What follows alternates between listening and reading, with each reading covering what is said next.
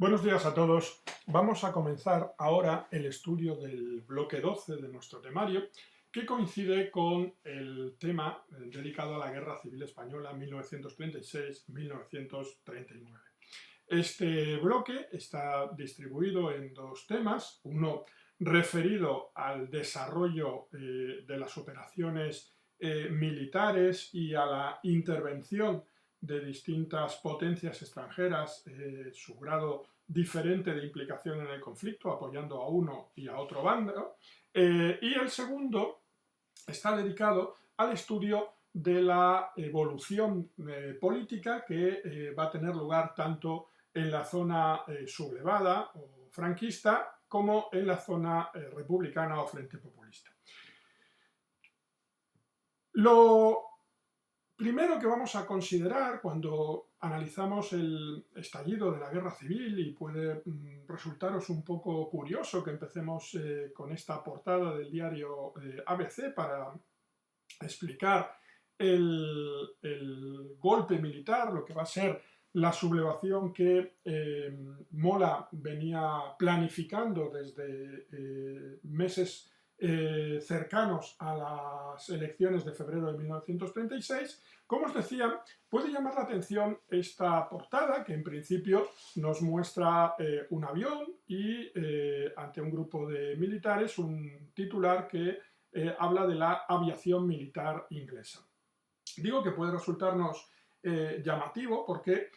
parecería lo lógico empezar por el desarrollo del levantamiento en las distintas localidades de España, primero en el Protectorado de África y luego en la península. Si os pongo esta portada es porque este avión es el Dragón Rapid, es el avión que los sublevados van a poner a disposición de Franco para que pudiera abandonar las Islas Canarias y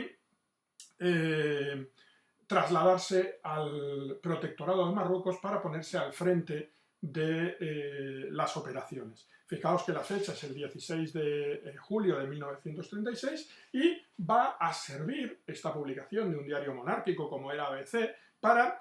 coordinar las acciones de los distintos militares implicados en el golpe. Sería algo así como el mecanismo por el que los sublevados dan a conocer de manera generalizada que lo planificado meses anteriores iba a ponerse en marcha. El golpe de Estado, que como recordaréis del tema anterior, era el plan que Mola había diseñado con el objetivo de hacerse con el poder. Recordáis que veíamos el avance de distintas columnas que se modificaban para incluir una quinta columna desde el sur, que tendrían como misión confluir en pocos días en Madrid, hacerse con el control de los resortes del poder y sustituir al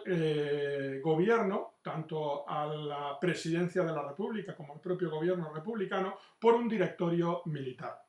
Sin embargo, la planificación de Mola, esa sucesión de acontecimientos previstos, va a frustrarse muy pronto ante la resistencia que se va a encontrar las fuerzas sublevadas en determinados lugares de la península.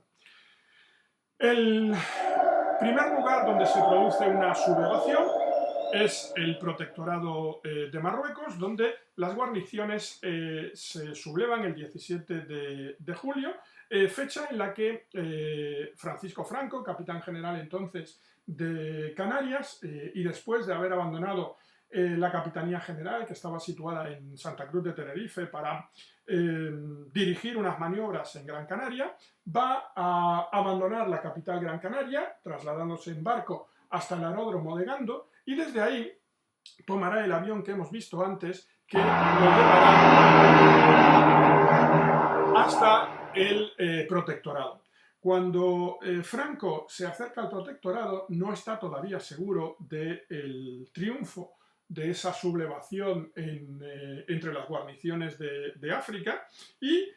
ordena al piloto sobrevolar a baja altura las posiciones para, en caso de que el alzamiento hubiera fracasado, abandonar el territorio. Sin embargo, el éxito de la sublevación en África va a permitirle colocarse al frente de la fuerza militar más importante de la que disponía el ejército español en este momento, toda vez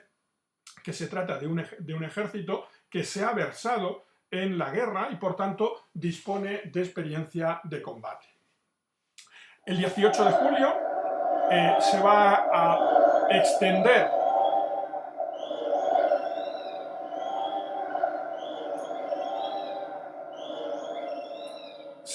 la sublevación, como habéis visto en el mapa, todas estas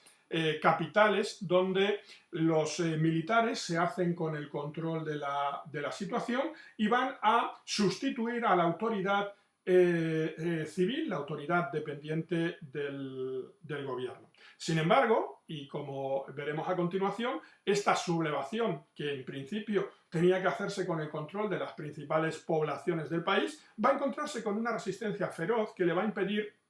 su éxito en lugares como los que vemos a continuación.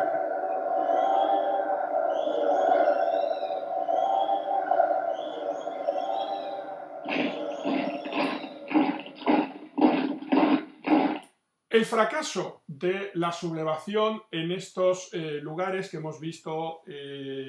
convertirse en puntos rojos en el mapa va a dificultar el plan previsto. Un plan que, como recordaréis, consistía en el avance a partir de una serie de capitales, Pamplona, Burgos, Valladolid, Valencia y desde Cádiz, Sevilla, Córdoba, de una serie de columnas militares que tendrían como misión confluir en Madrid y hacerse con el control de la capital y con ella de la totalidad de la República. Sin embargo, la resistencia que han ofrecido las formaciones obreras, tanto partidos como sindicatos, tanto comunistas, socialistas o anarquistas, que van a lograr muy pronto la cesión por parte del gobierno de armamento, bajo el eufemismo de armar al pueblo, se va a proceder a un armamento masivo de milicias de partidos políticos y sindicatos, va a provocar no solo el fracaso del levantamiento militar en muchas de estas ciudades, sino el desarrollo de una situación de facto revolucionaria que va a provocar el colapso de la autoridad republicana en muchos de estos lugares.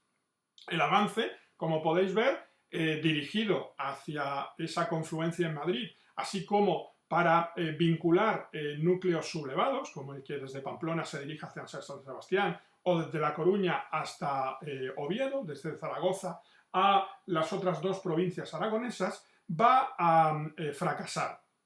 En este contexto, este fracaso del golpe de Estado va a dar paso a un fracaso equivalente que va a ser la incapacidad que va a mostrar el gobierno de la República para acabar con los rebeldes. Este doble fracaso, el de un golpe de Estado y el de el sofocamiento definitivo de ese golpe de Estado, lo que provocará es la división del territorio en dos zonas y el inicio de un conflicto que va a convertirse en una larga guerra civil. El texto que vemos aquí, que es uno de los textos que tenemos que comentar para selectividad, es una proclama del general Mola del 5 de junio de 1936, es decir, una de las últimas directrices que Mola emite con respecto al inminente golpe de Estado. Pensad que va a estallar apenas un mes y medio después de este escrito, y donde se destacan en este texto, que nuevamente es una fuente primaria y de naturaleza circunstancial, las características principales del golpe. Como veis, se presenta como un golpe militar en el que habrá un directorio, al modo de la terminología empleada durante la dictadura de Primo de Rivera, con un presidente y 4 vocales militares que ejercerá la totalidad de los poderes. Ese directorio estaría dirigido a establecer un orden de las cosas que hiciera hiciera inviable cualquier resistencia de las autoridades republicanas. Entre sus primeras decisiones, como veis, estaría la supresión de la Constitución de 1931. Fijaos que habla de supresión, no de suspensión, como ocurrió en 1923. La destitución del presidente de la República y de todos los miembros del gobierno y el establecimiento, como veis, de una dictadura republicana. Este es un dato importante porque a pesar de hallarse apoyado el golpe militar por facciones monárquicas o carlistas, no se plantea en estos momentos iniciales el establecimiento de ninguna restauración en la figura de Alfonso XIII. El último párrafo es especialmente relevante porque indica la naturaleza brutal del golpe, haciendo del terror, de ese ejercicio de la violencia, ese carácter en extremo violento que dice el párrafo, una de las notas dominantes. Se plantea la extensión de esta violencia inicial como el mecanismo para hacerse con el poder, sofocando de raíz cualquier resistencia que pudiese encontrarse. Como dijimos, el golpe no va a triunfar y en algunos lugares, bien por incapacidad o por lentitud a la hora de actuar, o bien por la propia resistencia encontrada por elementos contrarios a los sublevados, va a fracasar. Es el caso de Madrid, donde el cuartel de la Montaña, un establecimiento militar que se va a adherir a los sublevados, van a encontrarse muy pronto sometidos a un asedio por parte de milicianos de distintas formaciones políticas y sindicales. El resultado va a ser el asalto a los sublevados y la muerte de gran parte de estos. Estas son fotografías de ese fracaso del alzamiento en Madrid. Por su parte, en otros lugares de España, de manera genérica, se van a ir conformando elementos de resistencia a partir de milicias vinculadas a partidos políticos y sindicatos. Una de las notas que va a caracterizar a estos primeros días de la guerra civil va a ser, en el ámbito que todavía queda vinculado al mando republicano, va a ser, como digo, el colapso de la autoridad del gobierno republicano. En gran medida el protagonismo no lo van a tener las fuerzas militares o las fuerzas del orden, que en gran número han mantenido su lealtad al gobierno republicano, sino, como digo, este grupo de milicias informales vinculadas a distintas fuerzas políticas y sindicales y que van a anteponer la lealtad a sus principios políticos que a la propia supervivencia de la República o de la República tal y como había estado constituida en 1931. Aquí veis algunas de las actuaciones de estas milicias. Fijaos cómo las personas que portan armas y que van deteniendo a este militar, uno de los implicados en la sublevación. Creo recordar que justamente esta fotografía está referida a sucesos de Guadalajara. Son personas que visten desde corbatas, monos de trabajo. En cualquier caso, lo que quiero decir es que no se tratan ni de policías, ni de guardias civiles, ni de militares. Del mismo modo, en estas otras fotografías vemos ese carácter de revolucionario que está adquiriendo el conflicto en la zona donde ha fracasado el levantamiento, en el que de forma espontánea van a ir surgiendo, como veis, todo tipo de actuaciones, como son estos controles por parte de milicias que detienen automóviles y registran, cachean e interrogan a otros civiles. Más ejemplos de estos civiles armados, entre los que se encuentran no solo hombres, sino también mujeres, como digo, como consecuencia de esa decisión del gobierno Giral de ceder a la reivindicación que desde el estallido del golpe iba produciéndose de armar al pueblo. El fracaso del golpe, por una parte, y el fracaso del gobierno republicano por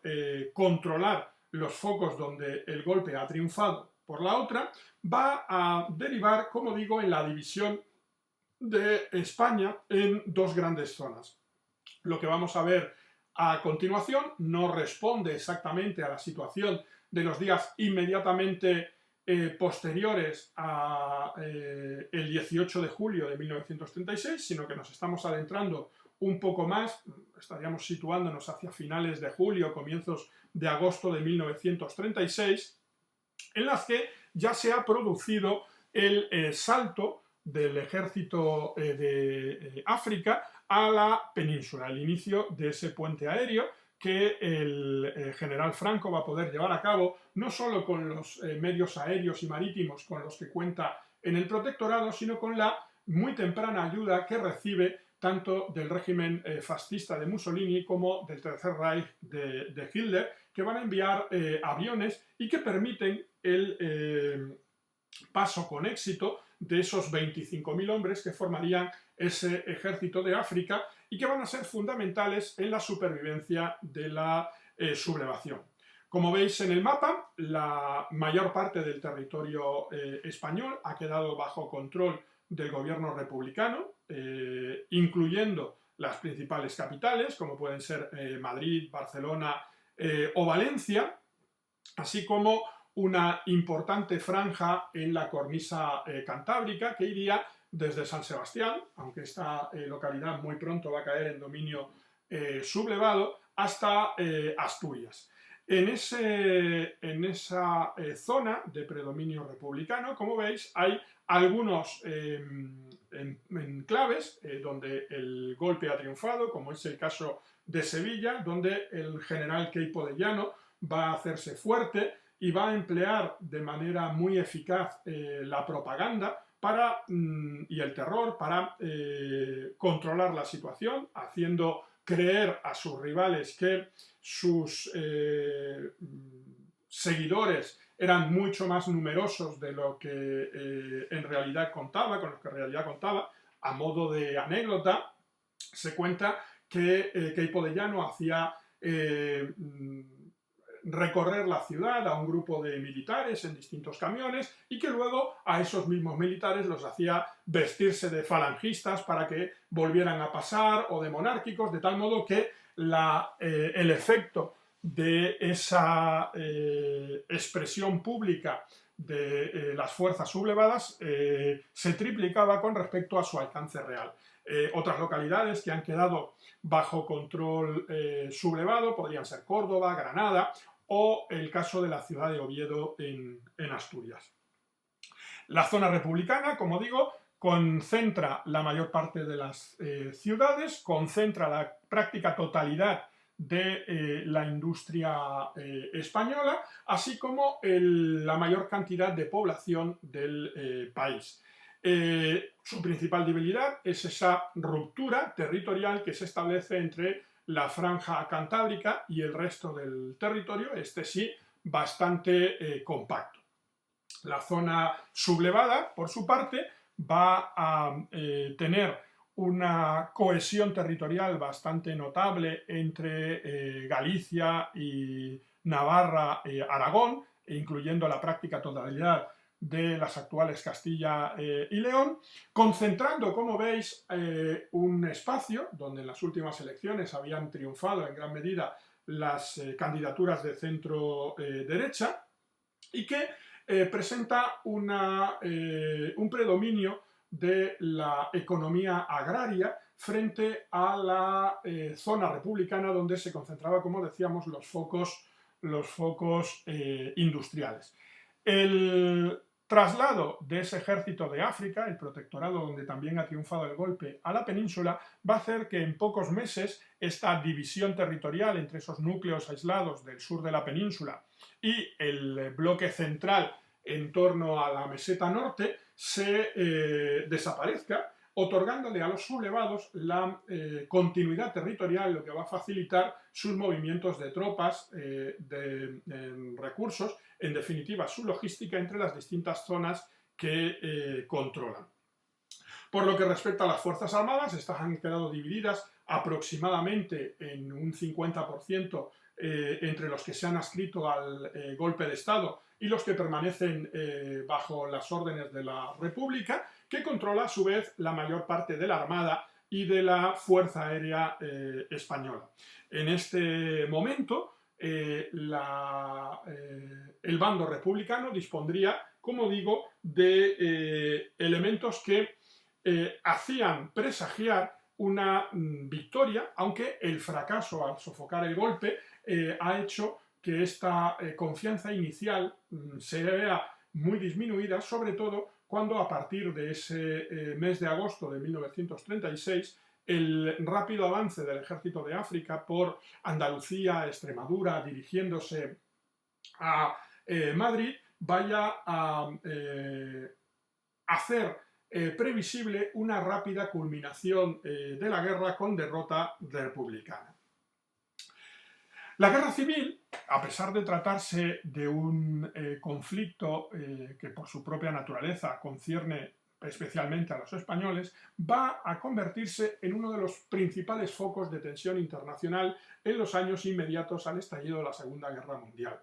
Ambos bandos, tanto el republicano como el franquista, y aquí hago un inciso, vamos a usar términos por cuestiones de estilo, hablaremos tanto de bando nacional, de bando franquista, de bando sublevado, de bando rebelde o de bando republicano, bando frente populista, por cuestiones, como digo, de estilo, para no estar repitiendo siempre el mismo término. Tanto la característica de bando nacional como de bando republicano proviene en gran medida de la autodenominación que desde ambas posiciones se van a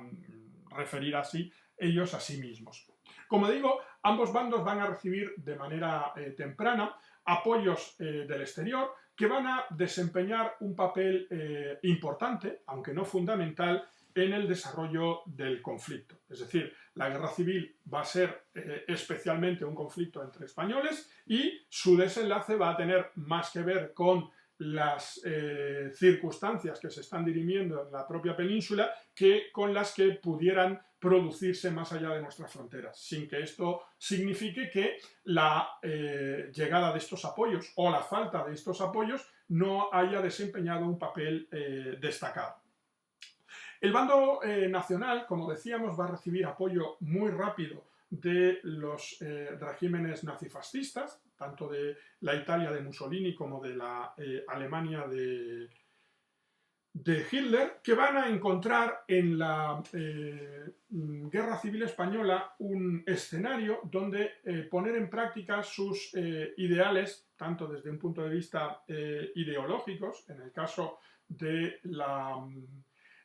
política exterior expansionista en el ámbito mediterráneo a la que aspiraba el régimen fascista de Mussolini, o como un escenario de prueba, de anticipación de tácticas y de armas que va a poner en marcha la aviación alemana, la Luftwaffe, que va a ensayar algunas de las tácticas que posteriormente se van a poner en práctica de manera generalizada durante la Segunda Guerra Mundial. El apoyo de Italia, de la Italia fascista, va a ser el más importante, concentrándose en el envío de más de 700 aviones. Son aviones de fabricación italiana, Fiat principalmente,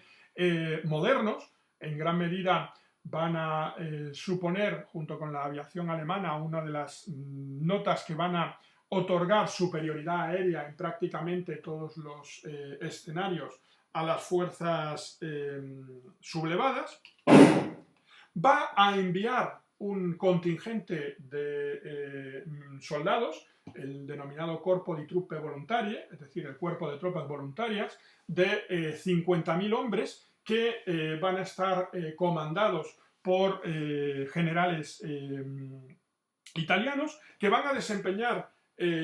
acciones especialmente importantes, tanto en la toma de Málaga como en la posterior derrota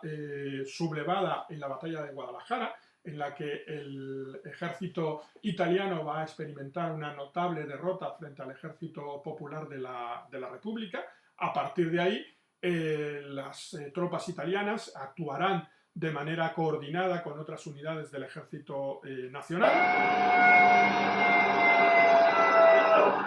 Aportará 1000 carros de combate. De hecho, la concepción táctica que va a poner en práctica el ejército italiano, especialmente en la batalla de Guadalajara, va a ser una de las más modernas, entendiendo que se aleja de los presupuestos que habían caracterizado la guerra durante la Primera Guerra Mundial y que anticipa lo que van a ser las tácticas de guerra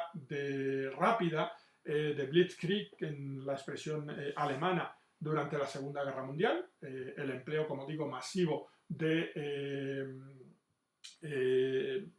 vehículos blindados junto con fuerzas de infantería. Va a aportar más de 2000 piezas de artillería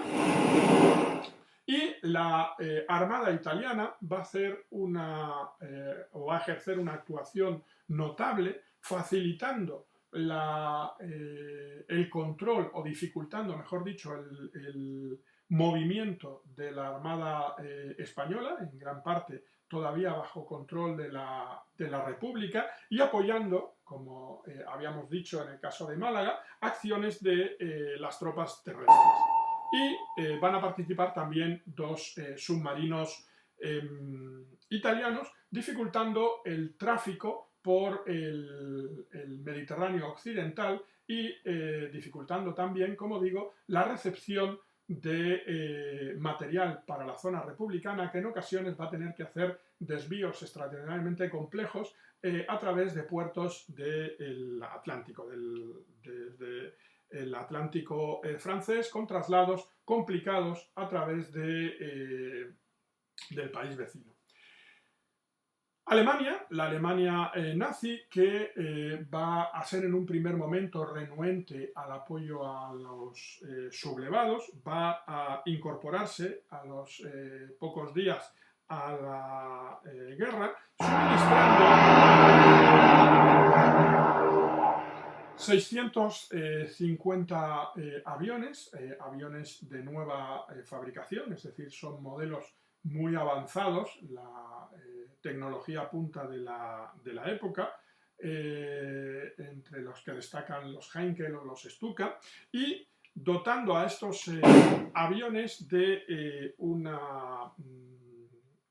dotación técnica entre pilotos, personal auxiliar, mecánicos, que se conoce como la Legión Cóndor, alrededor de 5000 hombres que van a encargarse, como digo, de hacer volar estos aviones y que van a actuar en ocasiones al margen de las propias órdenes que pudieran proceder del cuartel general franquista. Del mismo modo, aportan unos 20 cañones de uso antiaéreo. Por su parte, los Estados Unidos de América, aunque no establecen un vínculo directo con el régimen franquista, el régimen que luego se situará en Salamanca, su capital en Salamanca, sí que va a demostrar una simpatía por parte del gobierno hacia el bando republicano, va a permitir el comercio de las distintas empresas norteamericanas con los distintos bloques enemigos, y eso va a permitir que desde Estados Unidos se adquieran hasta 12.000 camiones Ford, lo que va a suponer un recurso fundamental desde el punto de vista logístico, permitiendo, como digo, el traslado de tropas, pertrechos y hombres desde las distintas zonas de la zona sublevada. Va a vender la compañía Texaco unos 2 millones de toneladas métricas de petróleo, fundamental para el sostenimiento de una guerra moderna, y va a vender unos 40.000 proyectiles que alimentarán las distintas los distintos piezas de artillería que se van a emplear en el conflicto. Todas estas ventas, estos aportes y apoyos van a ser facilitados con créditos que van a empezar a devolverse una vez acabado el conflicto. Lo que esa línea de crédito que van a conseguir muy pronto los sublevados va a permitir que ese fracaso del golpe de Estado, sin embargo, vaya a convertirse en una exitosa guerra civil. Es decir, que a pesar de haber fracasado en su intento inicial de hacerse con el poder, van a contar con recursos, con pertrechos, con armamento, con petróleo, como para poder sostener un esfuerzo bélico continuado a lo largo de casi 3 años.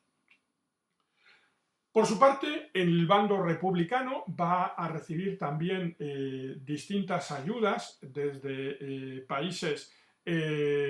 tanto europeos como americanos y asiáticos. En gran parte la Unión Soviética tiene la mayor parte de su territorio en Asia, que van a presentar una regularidad inferior a los recursos que los sublevados van a recibir especialmente de Italia y de Alemania. En los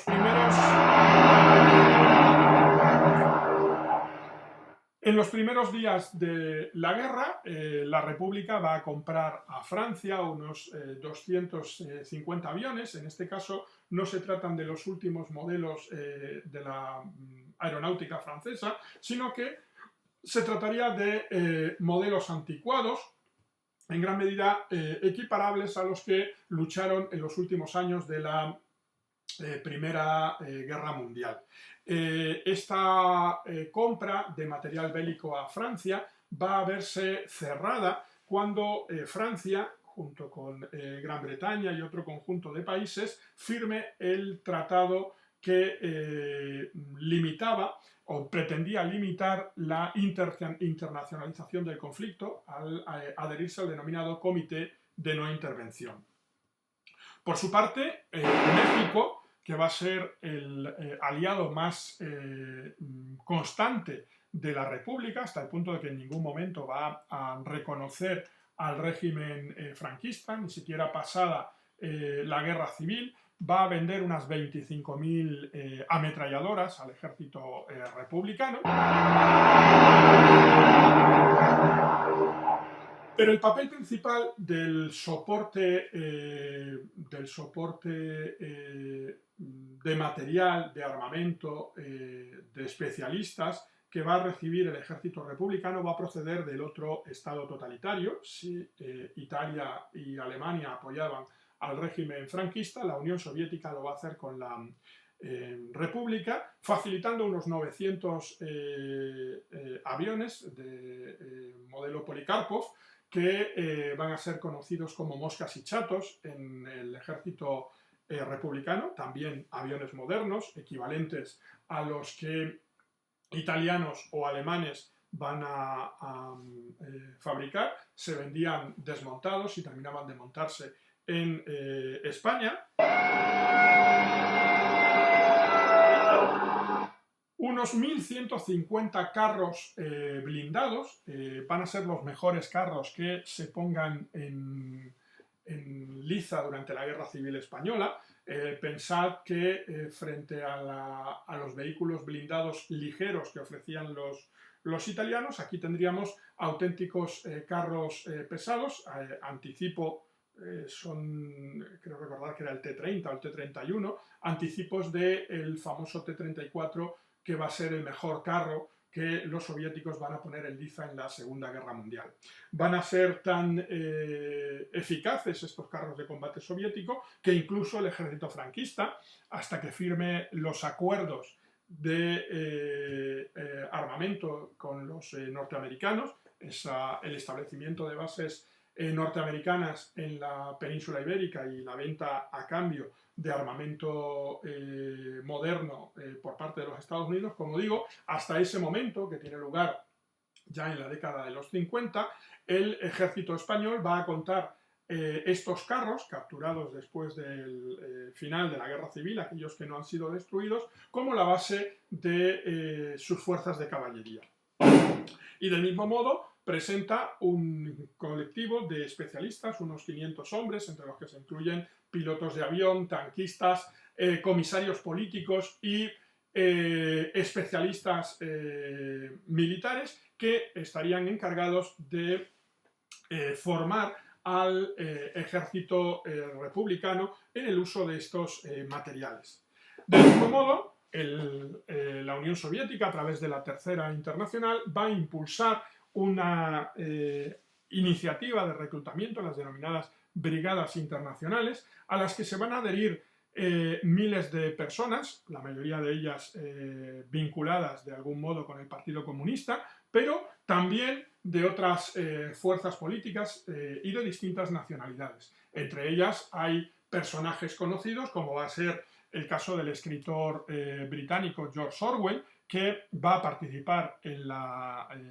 Guerra Civil Española y va a recordar su experiencia en el conflicto en un libro titulado Homenaje a Cataluña. Uno de los puntos más llamativos de este contexto internacional va a ser el impulso que desde Francia y Gran Bretaña se va a dar al denominado Comité de No Intervención o Comité de Londres, que pretendía limitar el alcance desestabilizador que la Guerra Civil Española podía tener. La temprana implicación de Alemania y de Italia, especialmente de la primera, va a poner sobre aviso a los gobiernos de las dos principales democracias de Europa en ese momento, sobre todo porque las perspectivas de una previsible guerra mundial, impulsada o iniciada por Alemania, era algo que se veía de manera cercana una vez que Hitler había iniciado su proceso de rearme, que considerará concluido hacia 1937, y una vez también en el que Hitler no solo desarrollaba toda una retórica belicista, sino que iba incumpliendo, lo va a hacer de manera sistemática hasta el estallido de la Segunda Guerra Mundial, algunas de los compromisos que Alemania adquirió en la Conferencia de París, en el Tratado de Versalles, como había sido la militarización de Renania en 1935. Ante el temor, como digo, de que un incremento en la participación de las distintas potencias europeas en el conflicto español pudiera derivar en una guerra a gran escala, Francia y Gran Bretaña van a impulsar un comité, el Comité de No Intervención, que pretende limitar el aporte externo al conflicto español. En gran medida se trata de circunscribir a los límites de España el conflicto, evitando, como digo, que pudiera extenderse. Al final, como veis, la mayor parte del continente europeo se va a adherir a ese comité de no intervención impulsado por Francia y Gran Bretaña, lo que va a provocar que, al menos sobre el papel, ninguno de estos países esté dispuesto a colaborar, a participar, a apoyar, a satisfacer las necesidades de materiales de ninguno de los dos bandos contendientes. Sin embargo, y a pesar de la firma, resulta curioso que los tres países totalitarios que ya existían en Europa en ese momento, esto es, la Alemania nazi, la Italia fascista, que van a apoyar el régimen franquista, al bando sublevado, desde el mismo momento del golpe de Estado, desde los primeros días del inicio de la Guerra Civil, y que van a continuar manteniendo su implicación, a pesar de haber firmado ese tratado de Londres y negando públicamente su participación. Ya digo, hay alrededor de 50.000 soldados italianos luchando en España y unos 5.000 soldados alemanes. Como digo, a pesar de esa renuncia a apoyar a uno de los bandos, van a seguir haciéndolo hasta el final de la guerra. Por su parte, el otro estado totalitario, la Unión Soviética, va a mantener su apoyo al bando republicano, facilitando, como hemos visto, el envío de material bélico y de tropas especializadas, y facilitando también a través de la Cominform, de la Tercera Internacional Comunista, el reclutamiento de un gran número de tropas que van a participar en la guerra civil hasta 1938. Esta actuación de los estados totalitarios, en el que se va a incumplir tanto la letra como el espíritu de ese tratado de Londres, de ese comité de no intervención, va a hacer que la guerra civil pueda ser vista como un primer capítulo del enfrentamiento que estos totalitarismos van a llevar a cabo, van a llevar a la práctica, sobre todo a partir de 1941, cuando Alemania incumpla el acuerdo que mantenía con la Unión Soviética y el 22 de junio de 1941 invada la Unión Soviética. La Guerra Civil Española va a pasar por distintas fases. Una primera etapa en la que todavía se mantiene la perspectiva de una rápida finalización del conflicto, que no llegue más allá del año de 1936, y donde el protagonismo lo van a tener pequeñas fuerzas, columnas de aproximadamente 500, 600, 1000 hombres, a un contexto a partir de finales de 1936, comienzos de 1937, en el que se tiene constancia que el conflicto va a perpetuarse y en el que ambos bandos van a organizar sus procesos de reclutamiento, generando estructuras de Estado diferenciados tanto en la zona republicana como en la zona nacional, y, como digo, procediendo al reclutamiento según quintas, según fechas de nacimiento, de aquellos jóvenes que hubiesen quedado en uno u otro bando. Aunque en ambos casos vamos a tener reclutamiento voluntario, alistamiento voluntario, que se asocia con aquellos elementos más claramente ideologizados, lo cierto es que la mayor parte de los que participaron en la Guerra Civil Española lo hicieron en el bando que les tocó. Es decir, que personas, independientemente de su ideología, van a encontrarse luchando por los nacionales o por los republicanos, e incluso por alguno de los dos, como va a pasar con miembros del denominado Ejército de Euskadi, que van a luchar primero dentro del bando republicano y posteriormente en el Ejército Nacional, como digo, sin atender a ninguna otra consideración más allá que el reclutamiento le ha tocado en esa zona. Vamos a ir viendo la estructura que van a presentar las distintas formaciones militares. El Ejército Popular de la República, que se reorganiza a partir de septiembre de 1936, adoptando una estructura politizada a semejanza de lo que va a ser el Ejército Rojo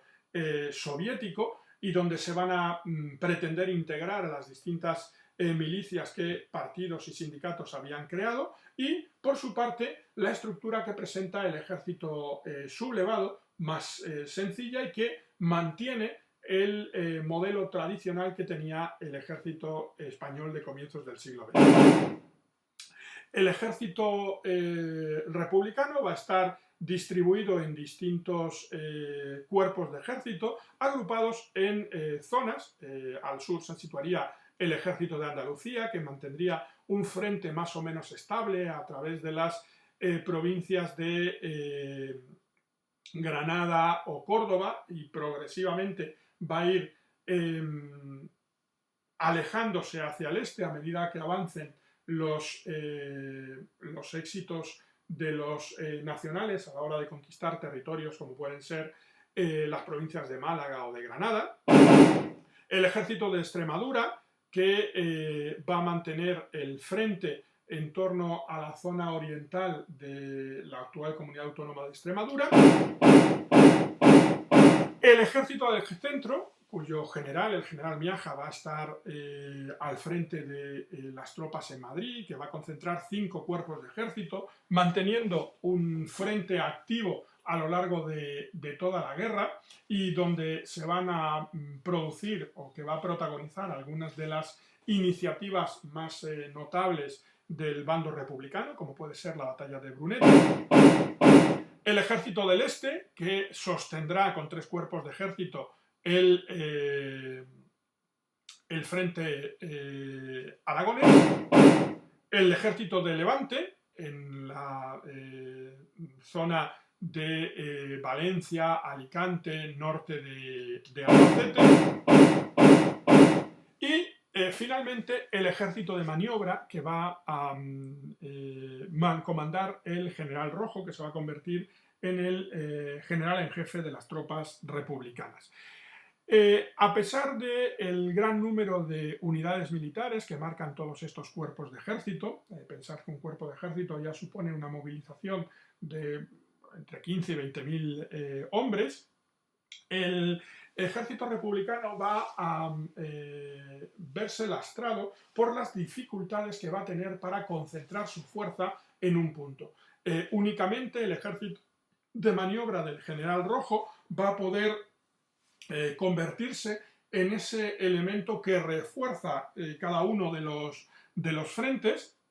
y el que va a protagonizar gran parte de las acciones más notables, tanto lo que va a ser la batalla de Belchite, lo que va a ser el intento de romper el frente por